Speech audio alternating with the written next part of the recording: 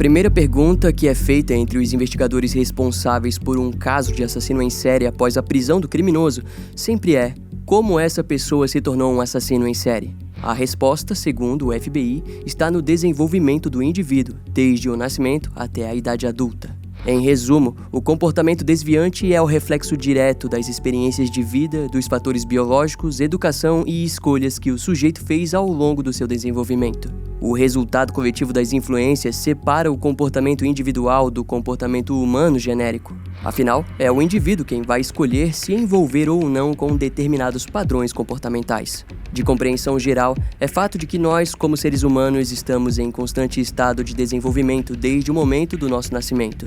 Desse modo, os neurobiólogos acreditam que nossos sistemas nervosos são sensíveis ao meio ambiente, permitindo assim que estruturas neurais individuais sejam moldadas ao longo da vida. Onde queremos chegar é no ponto de que, em alguns indivíduos, a falha em desenvolver esses mecanismos de convívio ambiental ou enfrentamento social faz com que o comportamento violento ou desviante se apresente. O exemplo mais usado vem da negligência e o abuso na infância que contribui para o risco da violência. No entanto, o FBI deixa claro a sua posição de acreditar que não é possível identificar todos os fatores que influenciam um indivíduo a se tornar um assassino em série. Muito pelo contrário, há incontáveis fatores que podem contribuir para o seu desenvolvimento. Alguns dos vários agentes do FBI, como John Douglas, que foi um importante profissional no estudo do comportamento de assassinos em série, disse que o fator mais significativo é a própria decisão pessoal do criminoso em optar por cometer os crimes. Após analisar diversos crimes e enfatizar dezenas de criminosos violentos, ele chegou nessa conclusão simples e mórbida. E é nesse contexto que gostaríamos de apresentar que, em 2004, houve o desenvolvimento da Iniciativa de Assassinos nas Rodovias, o que resultou na descoberta do padrão de vítimas de maior risco, ou seja, profissionais do sexo que se tornaram alvos fáceis para caminhoneiros ou por homens que sabiam que a polícia não se importaria com o desaparecimento dessas mulheres. O FBI notou que o perfil desses criminosos era significativo o bastante para que a falta de testemunhas e a ausência de evidências forenses os tornassem complicadíssimos de identificar. O assustador, no entanto, foi quando a iniciativa trouxe informações em estatísticas sobre esses casos. De acordo com o FBI, em 30 anos, houve mais de 500 vítimas de assassinatos cometidos ao longo de rodovias por todo os Estados Unidos. Em 2004, para essas 500 vítimas, haviam cerca de 200 assassinos em série de rodovias em potencial. Graças à iniciativa, 10 suspeitos foram presos em 30 homicídios cometidos com esse padrão. Mas fato é de que esse tipo de assassino em série é um dos mais prolíficos e mortais. Ao longo dos anos, vários vestígios misteriosos desse tipo de assassino foram revisitados e desvendados, como foi o caso datado de 1983, quando 4 corpos humanos foram encontrados em uma cova rasa ao lado da rodovia 41, no condado de Newton, Indiana. 2 corpos foram identificados, mas outros 2 não. Seria somente em 2021 que um deles foi identificado como John Ingram Brandenburg, de 19 anos. Alguns meses depois da descoberta, o último corpo foi identificado como William Lewis. Quando a identidade dessas vítimas foi descoberta, novas questões surgiram, principalmente sobre o responsável pelas mortes, que, embora já estivesse morto, havia levado consigo o desfecho de outras dezenas de casos. Ele tinha um nome, um rosto e um apelido de assassino como todos os outros milhares de sujeitos que atuaram ao longo das rodovias dos Estados Unidos. Mas esse é apenas o começo do fim da história do caso do assassino da autoestrada do estado de Indiana. O episódio de hoje percorrerá toda essa história. Então já deixa o like nesse vídeo e ativa o sininho de notificações que eu te conto tudo.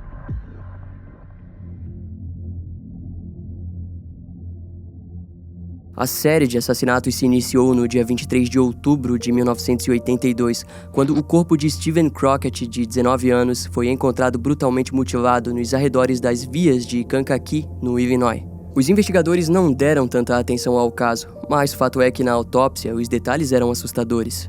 32 facadas, esse foi o número de ferimentos que Steven recebeu do seu assassino, incluindo 4 na cabeça. Além disso, fraturas em decorrência de um provável espancamento também foram observadas. No entanto, não houve alarme quanto à gravidade do caso. Assim, na primeira semana de novembro, o desaparecimento de John Johnson, de 25 anos, foi relatado pelos seus familiares e amigos do bairro de Uptown, em Chicago. Novamente, a polícia de Illinois não investigou o caso com a devida atenção. Vale ressaltar que na época, o bairro de Uptown era uma região tomada por jovens garotos de rua e amplamente conhecida pela sua reputação de classe baixa. Como resultado, no mês de dezembro, o corpo de John foi achado em Indiana, cerca de 55 quilômetros de onde o corpo de Steven Crockett foi encontrado. Obviamente, é de se imaginar que as autoridades de Illinois e Indiana sequer suspeitaram ou sabiam da conexão dos casos. Em resultado, 3 dias após o Natal de 1982, o desaparecimento de Stephen Egan, de 23 anos, foi relatado por sua mãe na cidade de Terre Haute. De acordo com a mulher, o seu filho havia deixado a sua casa para ir assistir um filme com seus amigos, mas jamais retornou. As investigações foram iniciadas e, eventualmente, o seu corpo logo foi encontrado em uma área florestal próxima da estrada estadual de Indiana 63, no condado de Vermilion. Na autópsia foi descoberto que ele teve a sua garganta cortada e o seu abdômen foi praticamente destruído com facadas. Curiosamente, os familiares que reconheceram o corpo insistiram que as meias brancas em seus pés não pertenciam ao garoto. Enquanto as autoridades investigavam essas pistas, no mesmo dia, o corpo mutilado de John Lee Roach, de 21 anos, foi encontrado ao longo da Interestadual 70 no condado de Putnam. Inicialmente, os casos estavam sendo investigados ao mesmo tempo, mas devido à diferença de jurisdições, sequer foram conectados. No entanto, como o condado de Putnam e o de Vermilion não possuíam seus próprios patologistas forenses, ambos os corpos foram enviados para o Hospital Bloomington. Lá, eles ficaram nas mãos do Dr. John Pleas, que ficou pasmo com as familiaridades. Mas, embora fossem semelhantes, seria ele o primeiro a conectá-los? Bem, John possuía profissionalismo o bastante para relatar aos condados que, sem dúvidas, havia evidências de um assassino em série nos arredores de Indiana. O alarme do patologista foi ouvido pela polícia do estado, que começaria a dar os primeiros passos para uma conexão entre os crimes. Contudo, nesse meio tempo, os assassinatos não parariam. Os familiares do recém-formado David Block, de 22 anos, alertaram o seu desaparecimento depois que ele sumiu após visitar os seus pais em Chicago. As autoridades locais encontraram o seu Volkswagen próximo às rodovias do pedágio Tri-State, ao norte do estado. Mas, em contrapartida, o paradeiro do seu corpo permaneceria um mistério por anos. Naquela altura, à medida em que os casos de desaparecimentos e achados macabros eram noticiados, a comunidade LGBT de Chicago e Indianápolis ficava horrorizada. E eu vou te contar o motivo. Inquestionavelmente, esses crimes eram um gatilho direto para os crimes do assassino em série John Wayne Gacy, o palhaço assassino, que já estava no corredor da morte de Menard, em Illinois. Assim dizendo, a comunidade acreditava fielmente que um criminoso ainda mais exibicionista estava seguindo os passos do palhaço. Ele não estava escondendo suas vítimas debaixo do assoalho de sua residência, mas sim no jardim e nas ruas da sociedade. Para a comunidade gay, todos estavam vendo, mas ninguém queria falar sobre o assunto. Daquele jeito, ainda em janeiro de 1983, o jornal gay de Indianápolis, The Works, publicou um artigo apresentando uma conexão direta entre os desaparecimentos e assassinatos. Mas claro, não se engane, eles não estavam querendo criticar a polícia, mas sim ajudá-los a unir dicas e pistas para o caso através de uma linha telefônica anônima. No artigo, o jornal escreveu que o assassino de homossexuais era um homem que odiava a si mesmo e estava matando seus parceiros como forma de resposta por sua orientação sexual. Diante a opinião pública, embora as autoridades tivessem ouvido o alarme do patologista John Pleas, eles não estavam conectando os casos. A polícia, então, fez fortes investigações dentro de bares gays, mas as pistas eram frias demais para apontá-los para uma direção e, além disso, em muitos bares ainda havia um certo receio da presença policial. O caso permaneceria frio até o início de março de 1983, quando o corpo de Edgar Underkoffler, de 27 anos, foi encontrado mutilado aos arredores de Danville, em Illinois. Um ponto chamativo estava nas meias que a vítima usava. Elas eram brancas e não pertenciam a ela. De acordo com as investigações, o assassino havia removido os sapatos e meias originais de Edgar e os substituídos por um par de meias brancas. E o motivo era incerto. Seguido de Edgar, o corpo de um dono de uma sorveteria de 26 anos, Jay Reynolds, do Kentucky, foi encontrado mutilado ao longo da Autoestrada 25. Em abril, tivemos 2 casos particularmente únicos para as autoridades. O primeiro corpo encontrado foi o de Gustavo Herrera, de 28 anos, e o segundo foi o de Ervin Gibson, de apenas 16 anos. Gustavo era pai de 2 filhos, mas costumava frequentar bares gays no bairro Uptown, em Chicago. Os sinais de mutilações eram evidentes, mas o que chamou a atenção foi a amputação da mão direita da vítima. Alguns dias depois, ele seria encontrado ainda na cena do crime. Já o jovem Ervin foi encontrado ao lado do corpo morto de um cachorro, em uma região florestal do condado de Lake. Os investigadores do caso notaram que ambos os corpos foram descartados próximos de uma das saídas da longa Interestadual 94. No começo de maio, o corpo de Jimmy Roberts, de 18 anos, foi encontrado próximo à fronteira de Illinois com Indiana. Notavelmente, o assassino havia esfaqueado o garoto 30 vezes e jogado o seu corpo seminu para dentro de um riacho raso. Ele seria a primeira vítima de pele negra do criminoso. Infelizmente, o caso só sofreria uma reviravolta quando, no mesmo dia, o corpo de Daniel McNeeve, de 21 anos, foi encontrado ao longo da estrada estadual de Indiana 39. O cadáver foi enviado pelo condado de Anderson para que o doutor e patologista John Place o examinasse. Foi observado cerca de 27 facadas e um corte profundo na região abdominal. John não precisou de muito tempo com o corpo para notar a familiaridade com os casos anteriores e procurou a polícia do estado novamente. Em resposta, uma reunião com a presença de 35 detetives de cada uma das 4 jurisdições envolvidas com o caso foi organizada. Por horas, eles compartilharam informações e concluíram rapidamente que um único assassino estava envolvido nos assassinatos. Uma força-tarefa foi criada, sob o nome de Equipe de Investigação Multiagências de Indiana. O oficial posto para comandar as investigações da operação foi o tenente Jerry Campbell, da polícia de Indianápolis. Ao seu lado, também estava o sargento Frank Love. Um banco de dados foi criado e milhares de informações obtidas foram postas e vinculadas ao sistema da polícia estadual. Nos meses seguintes, cerca de 50 oficiais foram designados a revisar uma série de assassinatos não resolvidos que envolviam jovens esfaqueados ou estrangulados até a morte. E em pouco tempo, eles perceberam que estavam diante do fenômeno do assassino em série de autoestradas, criminosos prolíficos que deixam suas vítimas ao longo de rodovias de todo o estado. A luta contra o monstro havia começado, e eles desejavam o quanto antes identificar e prender o responsável por aqueles crimes. Eventualmente, uma segunda região geral foi organizada pela Força-Tarefa, onde foi citado o nome do primeiro suspeito em potencial. De acordo com os investigadores, em junho de 1983, eles haviam recebido a ligação de um sujeito de Indianápolis, chamado Thomas Anderson. Ao que parece, a testemunha acreditava que o seu ex-amante, Larry Eiler, de 31 anos, poderia ser o assassino que eles tanto procuravam. No entanto, ele não possuía evidências em mãos para conectá-lo aos crimes, mas compartilhou aos investigadores sobre um incidente ocorrido em 1978, onde Larry foi preso por agredir um garoto que pediu carona.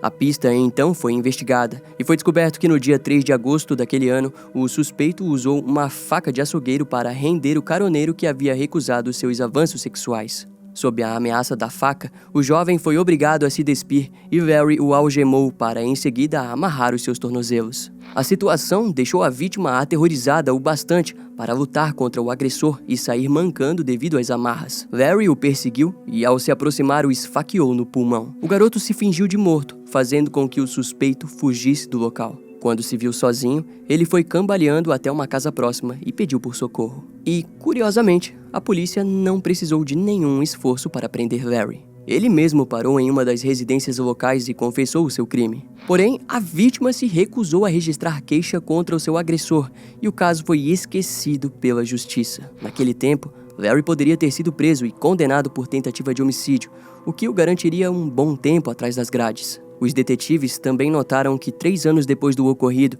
ele foi preso após drogar um garoto de 14 anos e deixá-lo abandonado em uma floresta em Greencastle, Indiana. Mas enfim, voltando agora para nossa linha do tempo, no mês seguinte, uma forte vigilância foi posta sobre Larry. Mas afinal, quem ele era além das acusações de agressão sexual? Será o que nós vamos descobrir agora. Ainda durante a sua puberdade, Larry se descobriu como homossexual. A sua família também logo soube daquilo, mas a sua luta quanto à sua orientação seguiria por anos como uma luta interna e profunda. No ensino médio, Larry tentou sair com garotas, mas nunca houve contato físico. Além disso, a sua família era religiosa e talvez aquilo tenha batido de frente com os seus desejos mais profundos. Foi uma luta interna, com ódio de sua própria natureza sexual. Em resultado, Larry desenvolveu uma certa indiferença quanto ao seu futuro e metas a serem alcançadas.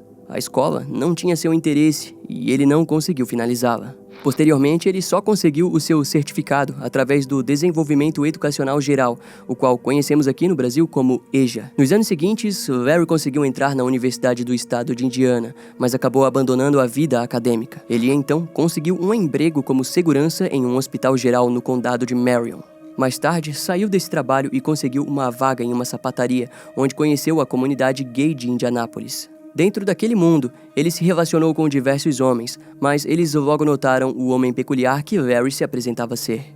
As autoridades descobriram que Larry costumava, durante as relações sexuais, ofender os seus companheiros como se fossem mulheres.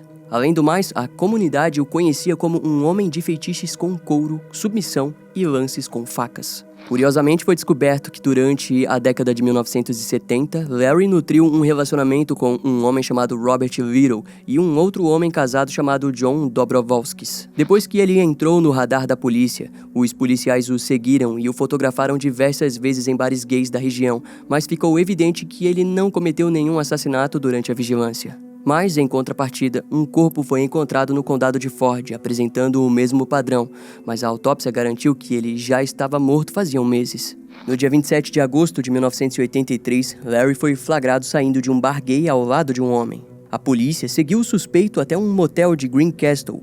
O medo de que um crime ocorresse fez com que um oficial se arrastasse até a janela do local e visse o que estava acontecendo. Nada de estranho foi relatado, até que um desaparecimento chamaria a atenção da força-tarefa. Ralph Calise, de 28 anos, sumiu depois de sair de um apartamento que dividia com a sua namorada no bairro de Oak Park, em Chicago. O seu corpo foi encontrado no dia seguinte no mesmo local em que os corpos de Gustavo Herrera e Ervin Gibson foram encontrados em abril do mesmo ano. Na autópsia, foram contadas cerca de 17 facadas. O homem tinha sido estripado.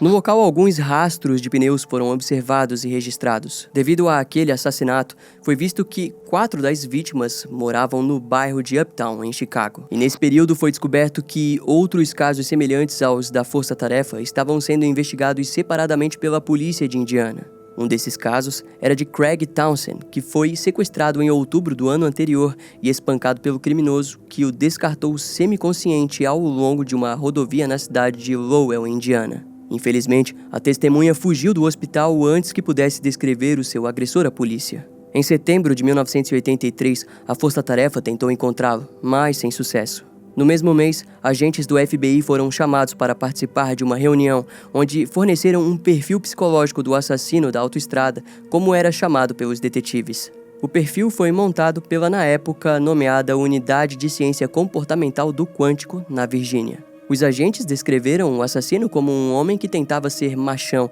e possivelmente gostava de frequentar bares onde o público masculino era no estilo cowboy ou algo mais macho, por assim dizer. O assassinato estava acontecendo devido à sua negação sexual. Eles também concordaram que o perfil parecia se encaixar com o de Larry Eyler, principalmente devido às roupas com que o suspeito era visto frequentemente usando, sendo a maioria bonés e camisas do Corpo de Fuzileiros Navais. Além do mais, o suspeito costumava usar uma picape prateada Ford F-Series de 7ª geração e andava em alta velocidade pela cidade. A vigia em cima de Larry se intensificou, mas as coisas tomariam um rumo angustiante. Na última semana de setembro de 1983, a polícia de Chicago percebeu que Larry saiu para procurar jovens em condição de prostituição. Eles o viram pegar vários jovens, mas costumava os abandonar algumas ruas depois. Quando questionados, eles disseram que simplesmente negaram as investidas de Larry e foram deixados. Aquele ponto era curioso, pois normalmente um criminoso violento não lidaria bem com a recusa. A vigilância se seguiu até que Larry pegou um rapaz chamado Dal Hayward, para o qual ofereceu $100 por sexo submisso. Acredita-se que ele não sabia que estava sendo seguido, mas fato é que em um momento os oficiais o perderam de vista na Interestadual 90. O suspeito cruzou o condado de Lake, mas nenhum policial avisou que ele estava indo em direção a outra legislação, com uma possível vítima em suas mãos. O primeiro erro tinha sido cometido. O despreparo dos policiais envolvidos na vigilância naquele instante estava prestes a pôr a vida de uma pessoa inocente em risco. E seria somente o destino que responderia o que aconteceria com Dal Hayward. Larry estacionou a sua picape ao leste de uma rodovia de Lowell, onde fez com que Dal retirasse a sua camiseta. Após uma conversa, ele o fez segui-lo até um celeiro abandonado, onde se relacionaram sexualmente. Quando estavam voltando, a dupla viu o policial estadual Kenneth Burley, que passava pela área quando viu a picape estacionada no local ilegal e estava pronto para multá-lo por aquilo. Depois que Larry entregou sua carteira de motorista, o policial foi até a viatura para verificar se havia algo de errado com o sujeito. Para isso, Kenneth utilizou um rádio da polícia que estava sendo ouvido pelos membros que trabalhavam no turno noturno da força-tarefa. E aquilo, sem querer, acabou rendendo a prisão do suspeito principal. Ao ouvirem o nome de Larry, a força-tarefa foi imediatamente até o local e deram voz de prisão para o suspeito. No quartel da Polícia Estadual de Lowell, Larry foi interrogado e acusado de solicitação de prostituição. As suas botas foram analisadas e alguns cortes foram encontrados. Cortes esses que já haviam sido percebidos em outras cenas de crimes. Assim, Larry as entregou tranquilamente. A picape foi revistada e nela a polícia encontrou uma faca manchada de sangue. Larry acabou sendo legalmente solto para lidar com a acusação. Na manhã seguinte, o capitão Jerry Campbell, com um mandado em mãos, foi até a residência de Larry, onde uma grande busca se iniciou. Diversos itens foram apreendidos, desde algemas e até recibos de cartão de crédito. No dia 3 de outubro de 1983, Larry foi preso e sua picape apreendida, mas a polícia o garantiu que não havia com o que se preocupar. No entanto, em interrogatório, ele confessou ter tido um relacionamento de longa data com John Drobovolskis, relacionamento o qual descobriram que era muitas vezes violento. Embora houvessem acusações, não havia provas físicas do seu envolvimento nos assassinatos, e Larry acabou sendo liberado. Ele então retornou para Chicago e foi até a casa do seu amante. Ao mesmo tempo em que isso acontecia, 2 caçadores encontraram um torso desmembrado de um homem próximo da rodovia 31 no condado de Kenosha. Na autópsia foi visto que a arma usada para cortar os membros tinha sido uma serra com dentes finos e que o sangue foi drenado. Posteriormente, a vítima foi identificada como o traficante Eric Hansen, de 18 anos. Poucos dias depois, os restos mortais foram encontrados no condado de Jasper, em Indiana. Em análises, foi descoberto que os ossos possuíam marcas profundas de facas que indicavam um esfaqueamento. 4 dias depois, mais 4 vítimas foram encontradas em uma fazenda abandonada em Lake Village, em Indiana. Na época, um pentagrama e uma cruz invertida foi vista em um celeiro próximo. Assim, o caso foi conectado a rituais. 2 vítimas foram identificadas como Michael Bauer, de 22 anos, e John Bartlett, de 19. A descoberta dos corpos, de certo modo, fez com que as vítimas sobreviventes dos ataques sexuais de Larry Eyler procurassem as autoridades. Um deles disse que foi algemado, espancado e ameaçado pelo homem com uma espingarda. Uma segunda testemunha disse ter sido violado, ameaçado com 2 facas e um picador de gelo. Além disso, se lembra de Craig Townsend, que fugiu do hospital sem descrever o seu agressor? Bem, ele foi finalmente localizado e identificou Larry Eyler como o responsável pelo ataque. Junto a isso, os técnicos de laboratório do FBI que investigaram a picape acabaram encontrando sangue humano no veículo. Nas botas de Larry também foi encontrado sangue. Os pneus da caminhonete foram conectadas positivamente com as encontradas na cena do crime de Ralph Kevese. No dia 28 de outubro de 1983, o suspeito foi levado em frente ao juiz distrital dos Estados Unidos, Paul Plunkett, onde participou de uma audiência preliminar sobre o assassinato de Ralph. O problema, no entanto, era de que a promotoria estava nitidamente apressando seus passos. E a defesa tinha plena ciência daquilo. O advogado David Chippers percebeu os problemas das evidências da acusação e entrou com uma moção para suprimir as evidências do caso.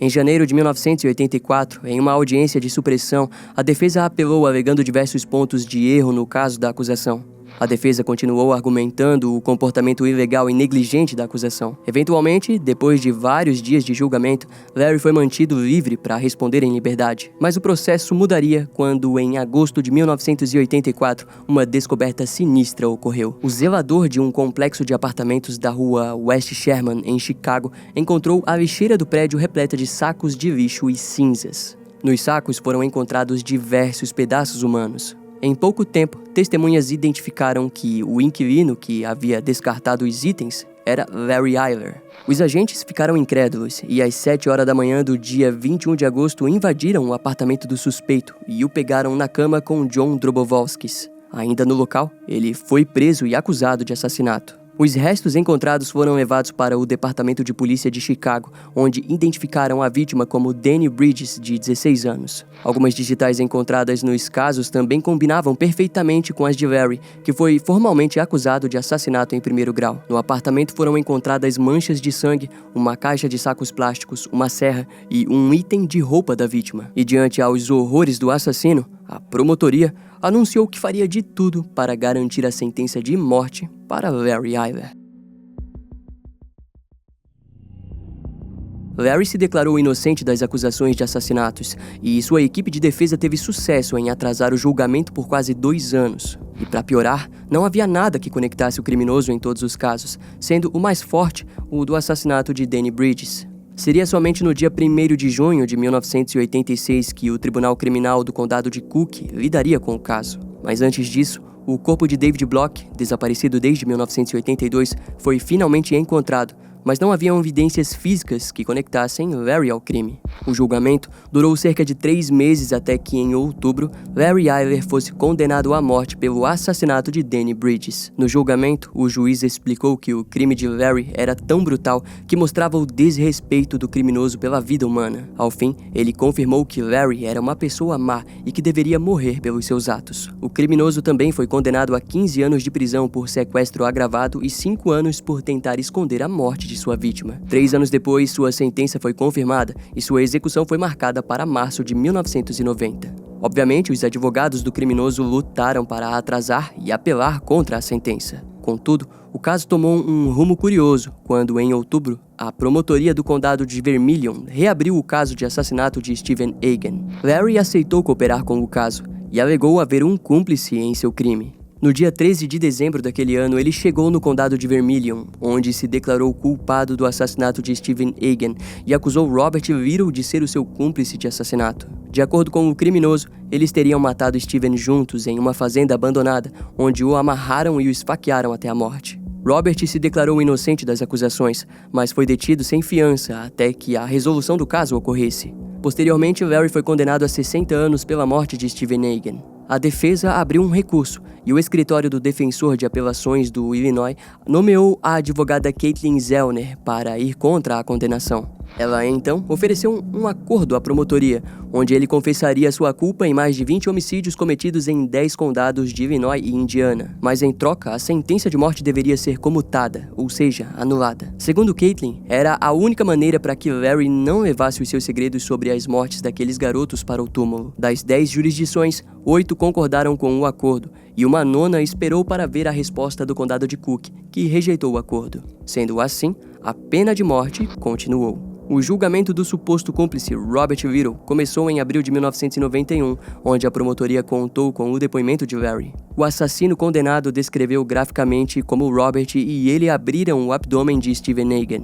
O patologista John Pleas descreveu que o assassinato de Stephen foi o pior que já tinha visto, mas nada conectava Robert Little ao crime. A defesa lidou com o caso de maneira simples, pois as pistas da acusação eram circunstanciais e Larry não era a melhor testemunha para convencer o júri. Assim, Robert foi absolvido. No mesmo ano, Larry já estava ciente que possuía AIDS. Quando sua doença ficou estável, ele autorizou a sua nova advogada Caitlin Zellner a compartilhar sua confissão. Assim, 2 dias depois ela convocou uma coletiva de imprensa, onde revelou o nome de 17 jovens que Larry Eyler confessou ter matado. Segundo Caitlin, durante o relacionamento de Robert Little com o seu cliente Larry, ele teria encorajado o comportamento desviante do criminoso. Ao que parece, ele criou um ódio por si mesmo em relação à homossexualidade que entrou em conflito com suas preferências e suas próprias crenças religiosas. A advogada também disse que Larry compartilhou que ele e Robert sequestraram e assassinaram Stephen Crockett, e Caitlin deixou claro que acreditava que o seu cliente não possuía motivos para mentir quanto ao seu grau de envolvimento nos assassinatos e que não ganharia nada mentindo, embora, após o caso, Caitlin anunciou que jamais voltaria a defender um réu culpado. Tanto que nos anos seguintes, ela se tornaria a melhor advogada em tirar pessoas presas injustamente nos Estados Unidos. Na última confissão que Larry deu a Caitlin, ele explicou que atraía suas vítimas com promessas de dinheiro, drogas, álcool ou caronas e então as matava. No entanto, antes de ceifar suas vidas, pressionava a faca no abdômen de sua vítima e pedia para que elas fizessem as pazes com Deus. Larry garantiu que as camisetas de suas vítimas eram todas dadas para Robert Little, que se masturbava com o item. No fim, Larry foi condenado por apenas 2 assassinatos, mas é de confirmação geral que seu envolvimento está em pelo menos 20 mortes. E sobre a participação de Robert Little, é de comum acordo que o assassino apenas tentou em seus últimos momentos de vida despejar a culpa para uma pessoa inocente e manipulada por ele mesmo. Afinal, é comum assassinos como Larry Iver tentarem mudar a narrativa para que os seus crimes se tornem justificáveis ou que sua imagem se torne menos monstruosa. Tentativa essa que foi frustrada diante a sua personalidade doentia e aos seus detalhes viscerais dos crimes cometidos por suas próprias mãos.